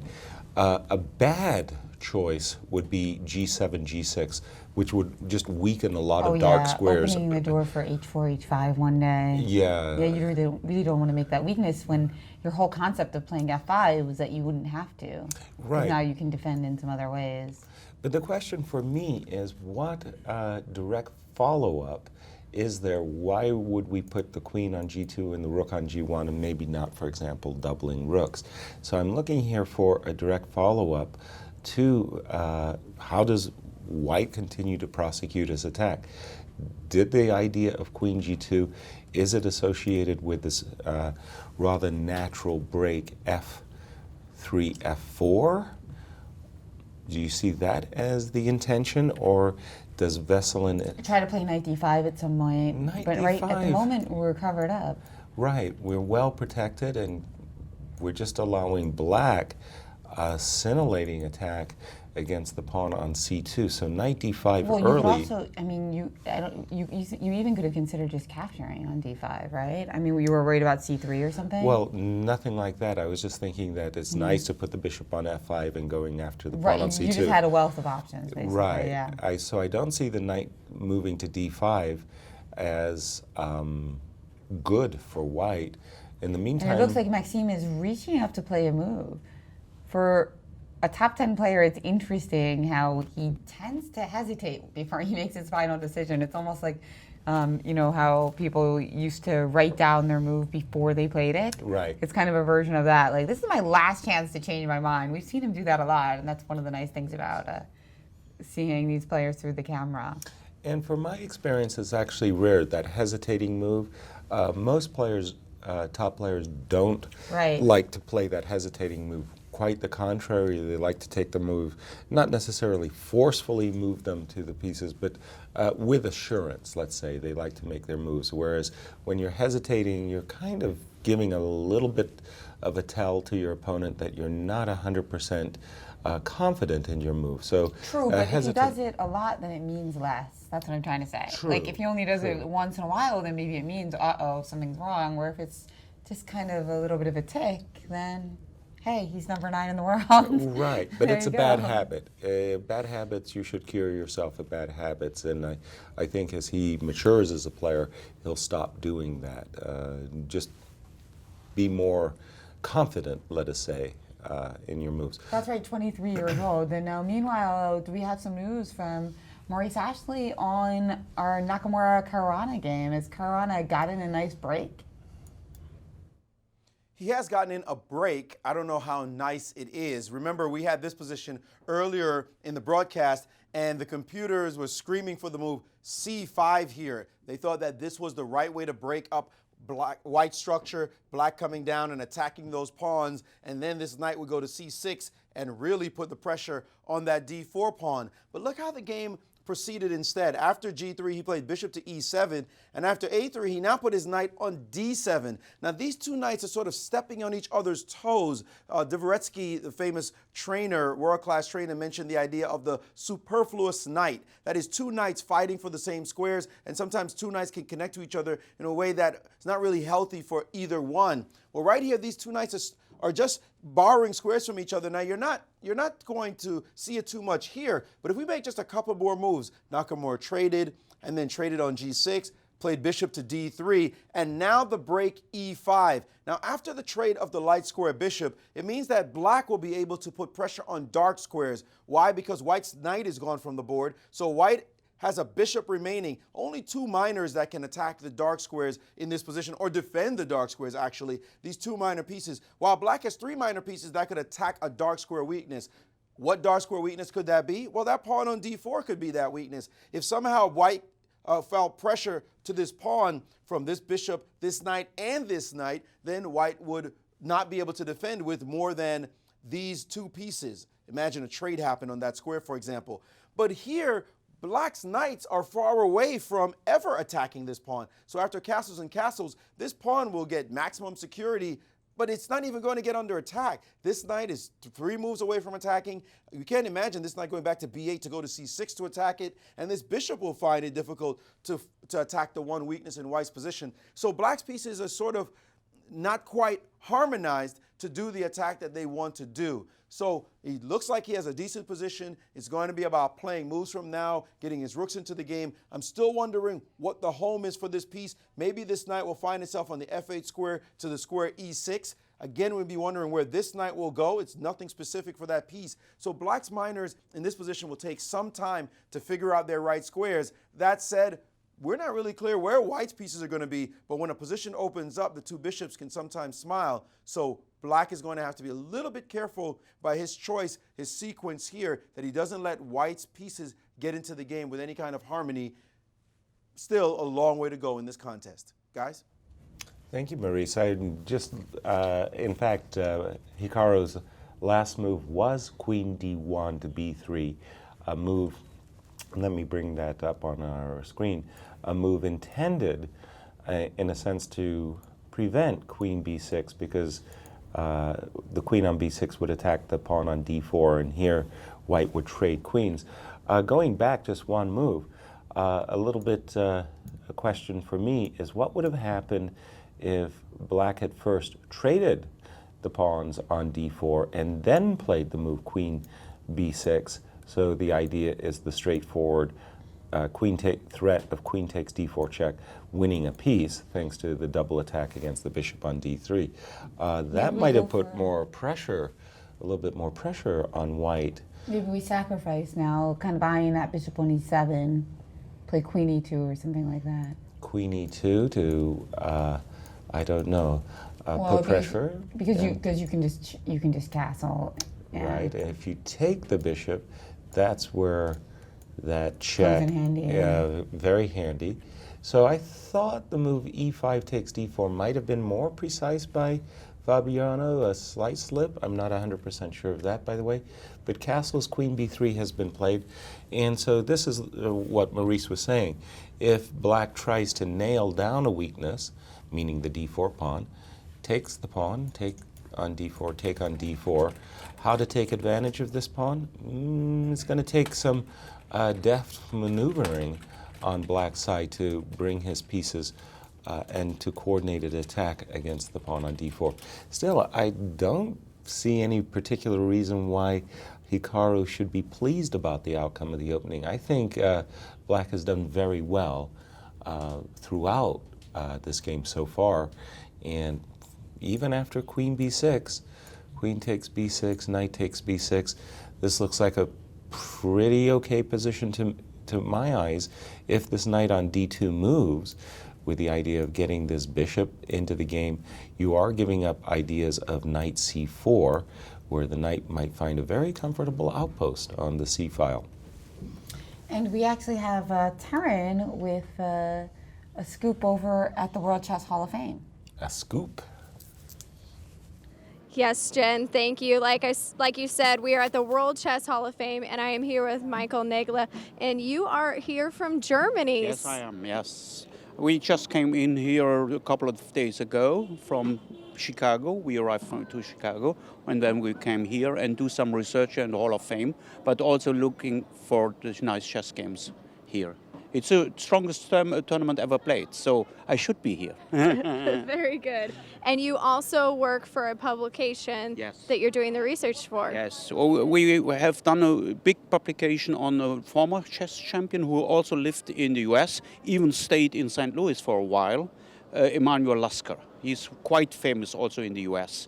And we found some material here in the archives we want to look on tomorrow on the holiday. It's the Labor Day, so we have to work.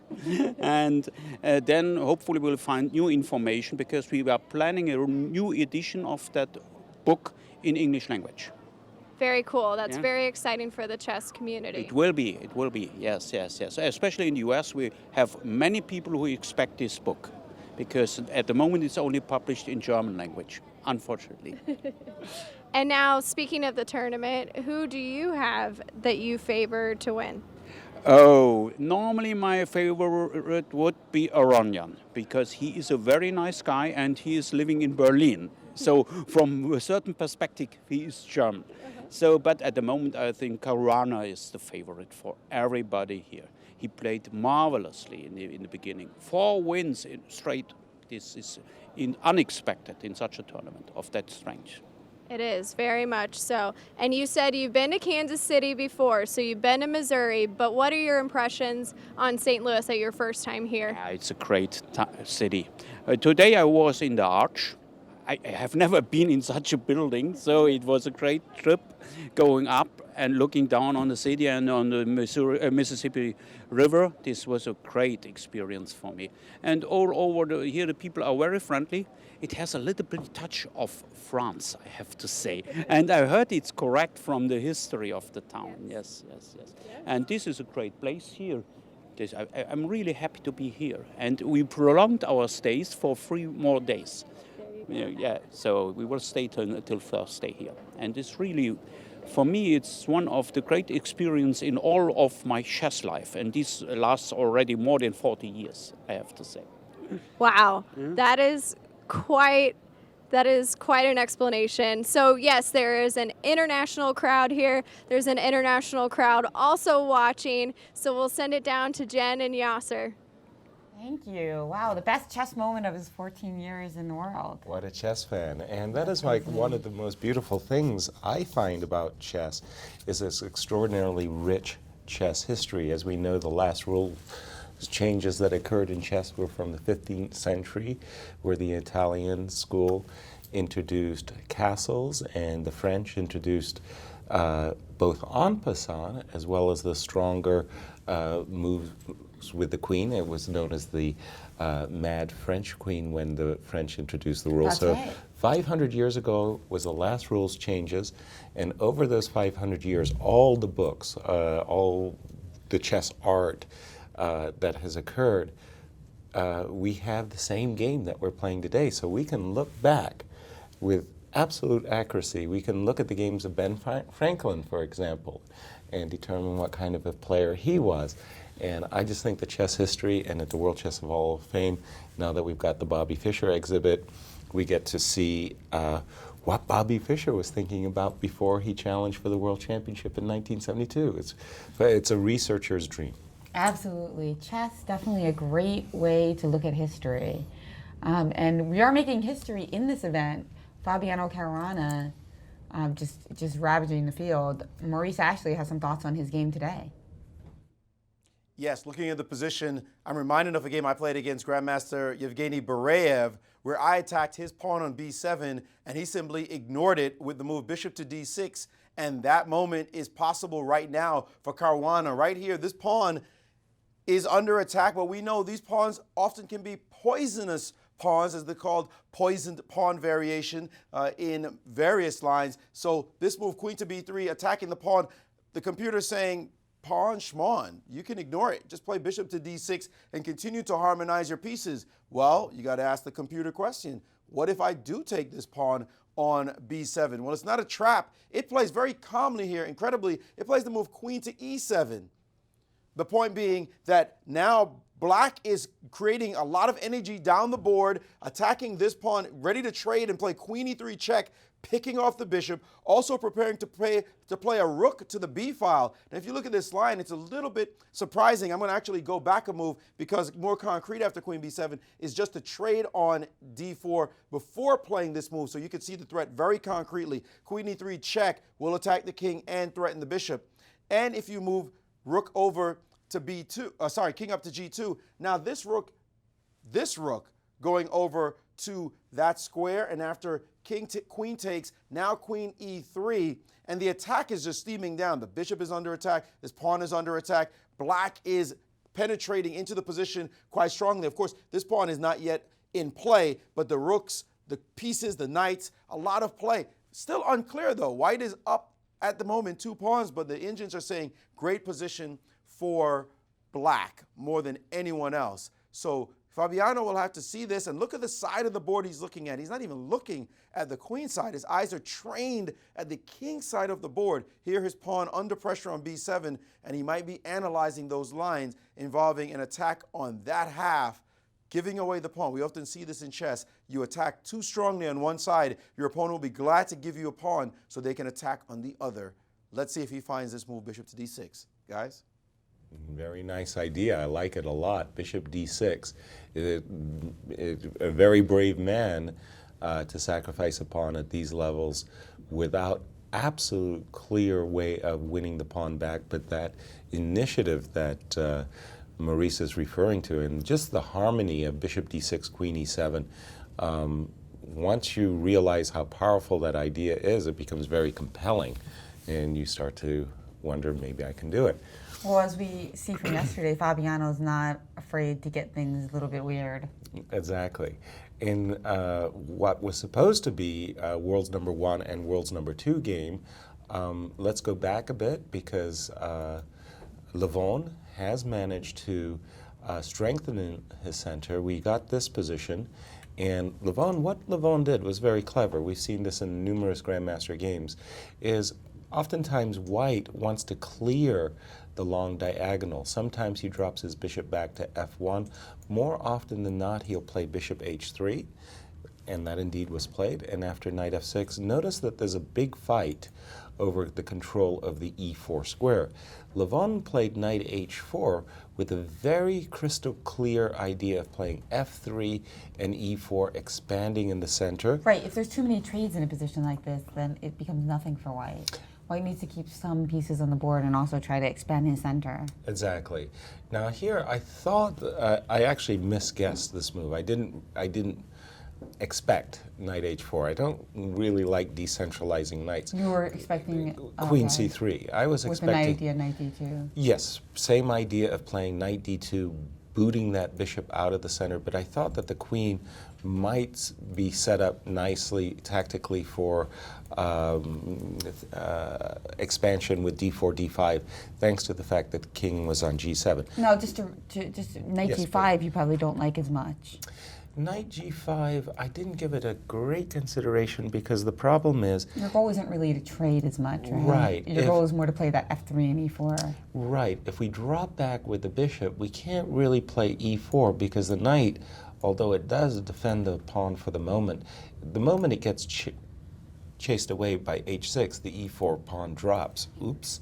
So knight g5, I was really expecting queen d2, let's put it that way. Instead, just knight h4. Knight h4 was the choice of... And we have a few more moves in the position, actually. Right. Bishop b7, the bishop dropped back in anticipation of f3, which was indeed played. And now this counter c5, a well-timed counter c5, because after the move e4, I mentioned it before, black will suffer a very severe cramped position. Right, and then c5 can sometimes be met by d5, and your bishop on b7 is not happy. Gets buried.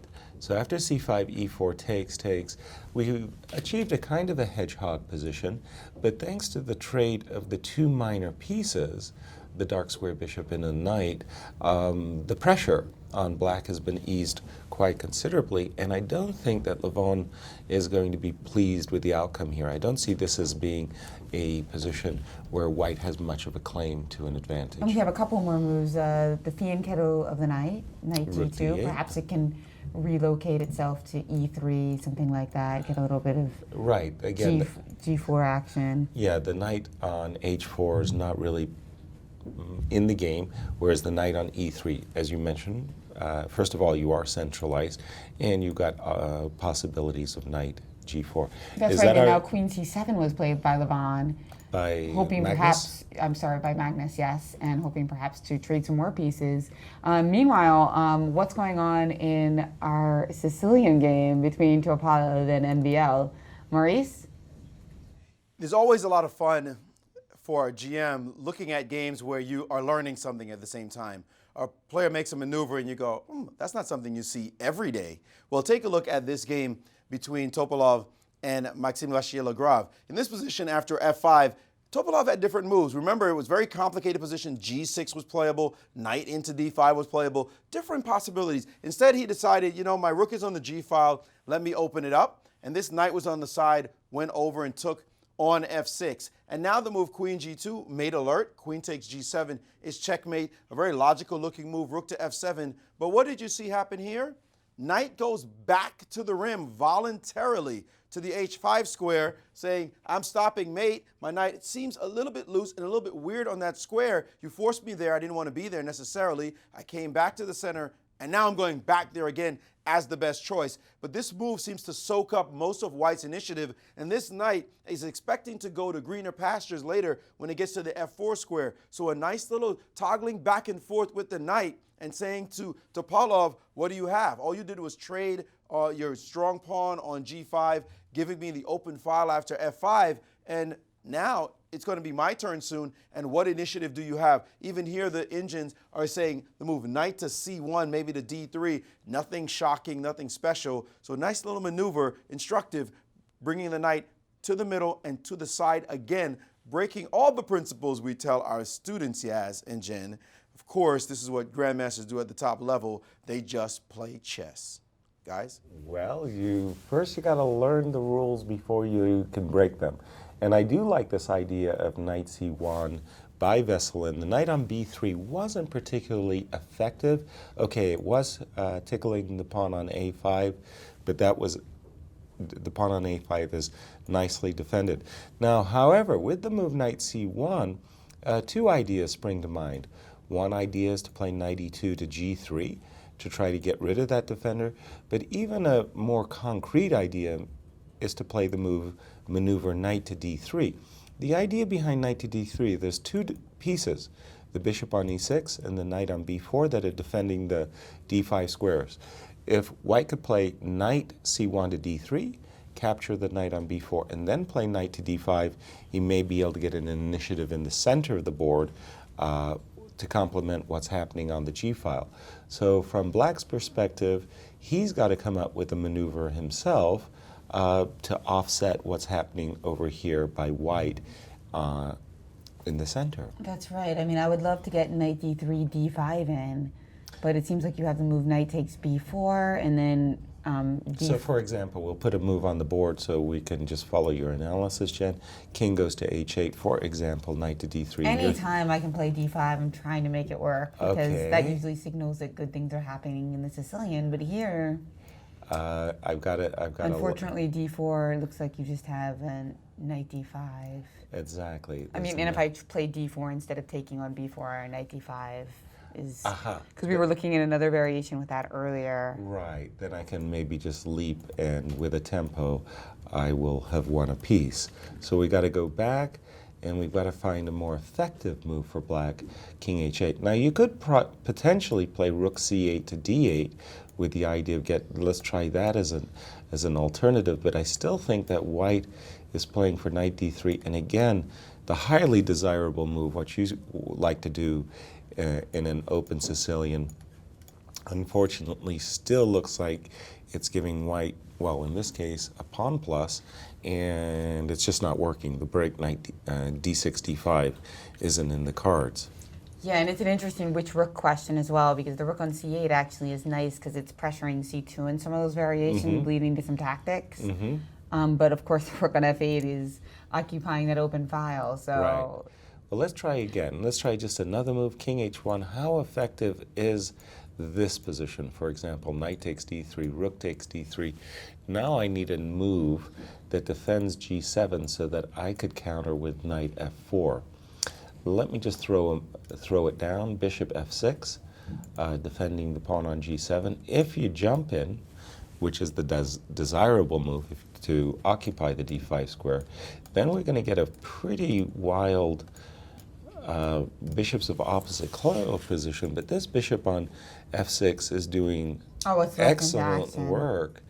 Not only is it defending g7 crucially, but it's also looking down at this pawn on b2, so that looks pretty nice. And that meanwhile, that bishop on b5 is more positionally placed, but without any kind of attacking chances, which is really what you want in this type of bishops of opposite color. You would really want it on d3 or something to create some threats of your own. Precisely. So yeah, we're seeing a real battle of ideas going on in this top level game. Now we have one of my favorite segments. What's that? Yasserisms. Oh no! What did I do? Uh-oh. It's trash talk. If you do that, I'll unwiggle. We're looking for something a little more crunchy. My kingdom for a tempo.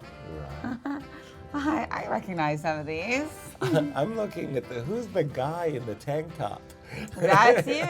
No way. You with even more hair. No way. That's me. And we finally have, oh, pardon me, my bishop is hanging. Look at this sneaky little bishop. I like the kingdom for a tempo. Yasserisms, oh my. And Fabiano, still hard at work, still contemplating that poison pawn idea. Yeah, we Maurice? got Fabiano and Nakamura up on Maurice's board. Well, this is an old Fabiano Nakamura game, one that will not give Caruana much happiness, knowing that we're about to show this one. Nakamura is ahead in their head-to-head battle 3-0.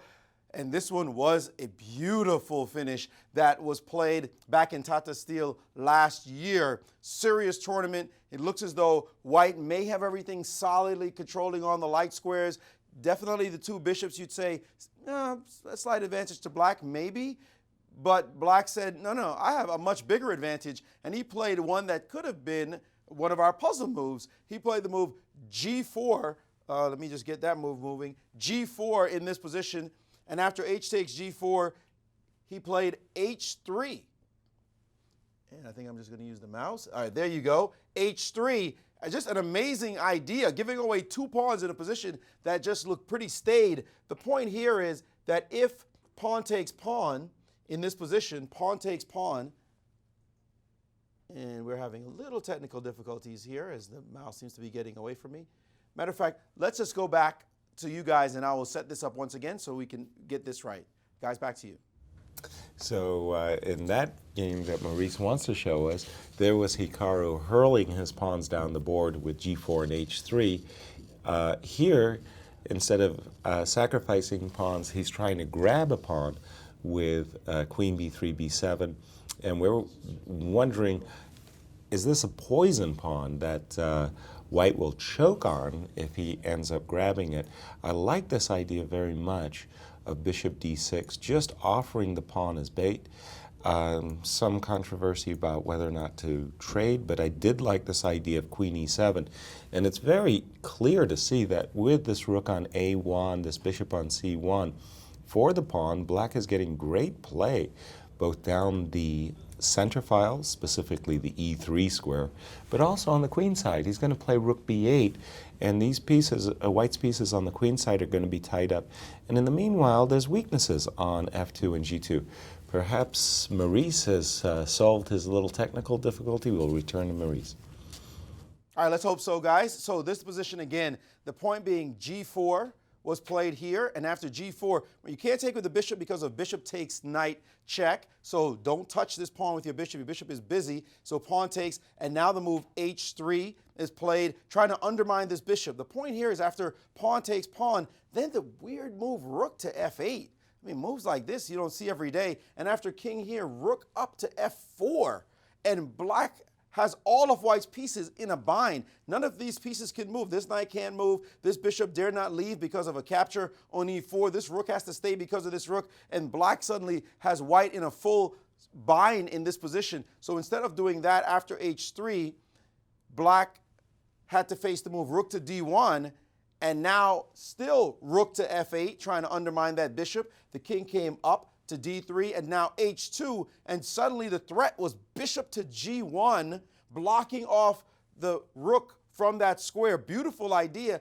The rook had to move over in this position, and still came bishop to g1, burying this rook on this square, down a pawn, but essentially up a whole rook, a rook frozen in the corner. The king tried to come over, and now he continued with bishop takes, and now knowing that this rook was not in the game, black just calmly moved his king up the board. Bishop to f3 was played, and now rook to d8, and these two pieces are just going to come in on the dark squares, and this woeful rook has no future whatsoever, so Caruana resigned. This is one of the wins that he mentioned that Nakamura had against him from last year, one of the 3 wins Nakamura had against him from last year. So you can best be certain he's going to be careful against this opponent who has been beating him way too often, and he's never defeated in his life in a classical game. Guys? A beautiful finish, a great example of domination, and a great example of bishops of opposite color. The player with the initiative, when they have the bishops of opposite color, can often dominate the game, as we just saw there. Yeah, we saw also in the Topalov analysis as well. You were looking at a line with the bishops of opposite color in the middle game. Right, where there was a dark square bishop and in versus fact, the dark square Topalov bishop. did play, not in the same move order, because I think we threw in a kind of random move, King H8, but he played bishop f6 immediately here, kind of anticipating some of these lines with knight f4. the bishop Right. could come in handy. And of course, overprotecting the G7 pawn as well. I know you love that overprotecting word. That's Yasserism too, right? No, that's Nimzovich. Painful. Bishop f6 I do like, and I remember an absolutely wonderful, wonderful game. Not a happy memory for Mickey Adams, but a wonderful game that Garry Kasparov won as black against Mickey Adams from a tournament in Linares, where Garry ended up getting a bishop on f6, which defended his king very, very well, the g7 pawn, and in the game played a decisive role once this diagonal got open. So again, we're seeing that from Black's point of view, his next move is telegraphing his next move, in fact, is that he wants to play the move knight on h5, coming to f4, and trying to get an open diagonal for his bishop. That could best be seen, for example, after knight d3, and this position, I'm just going to say I would really favor Black strongly. Oh yeah, if he would I don't get think we such a want to get position that bishop unleashed, because honestly, the bishop in these lines in the Najdorf a lot of times is not very strong. It's usually more a defensive duty. Exactly. This seems like a kind of a beautiful blend of the Najdorf and the Dragon, where we have the assets of both, right? Exactly. No, this is not what Veselin could have dreamt about. I just want to go back just a brief second to once again maybe double guess this move, Queen G2. You didn't like it from the very beginning, I though. really didn't. And this move just, I mean, if you're going to play knight c1, do it now. Or if you're going to play f4, do it now. Get in some kind of breaks here. After Queen G2, however, this move knight h5, knight c1, bishop f6. And knight d3 has been played by Topala. He did play knight d3. Oh boy, I wonder what he has in mind, how he's intending to meet knight takes d3. If you take it with the rook, this position just looks very, very compelling to my eyes for Black. Oh, sure. I would just love Black's position. It looks like fun, yeah. I mean, knight d5, trying to at least remove one of the bishops, but Bishop takes d5, rook takes d5. Now the bishop can post itself up onto e5. again, you have the stronger minor piece here. Yes, exactly, and I don't see this as being in any way an attractive position for white. I mean, something went wrong here, Veselin. Either it's a misjudgment or just, well, it looks like a knight takes misjudgment. d3 what did occur, and let's see, I think rook takes d3.